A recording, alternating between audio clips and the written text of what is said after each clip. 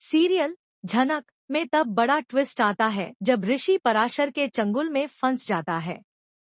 ऋषि को लगने लगता है कि उसकी जान भी खतरे में है क्योंकि गांव के कुछ लोग बहुत ही खतरनाक हैं। लेकिन ऋषि हार नहीं मानता।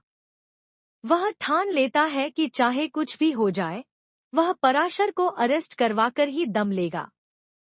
इसी दौरान ऋषि और नूतन का आमना सामना होता है।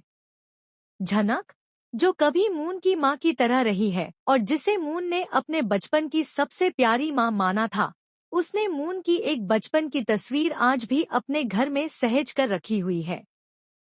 जब ऋषि उस तस्वीर को पराशर के घर में देखता है तो उसके होश उड़ जाते हैं। उसे समझ नहीं आता कि आदिति की तस्वीर इस घर में आखिर कैसे हो सकती है। वह उलझन में पड़ जाता है। फिर नूतन आकर ऋषि को बताती है कि यह लड़की उसकी बहन अर्शी की बेटी है, जिसे उसने 5 साल तक अपने पास पाला था और फिर एक दिन उसे उसके असली माता पिता को सौंप दिया था। यह सुनकर ऋषि को समझ आ जाता है कि नूतन दरअसल आदिति की मासी है। लेकिन यही कहानी नहीं रुकती। ऋषि के सामने एक और बड़ा सच खुलता है कि नूतन की बेटी झनक दरअसल आदिति की सगी बहन है। फर्क सिर्फ इतना है कि आदिति को जन्म दिया था अर्शी ने और झनक को जन्म दिया था नूतन ने।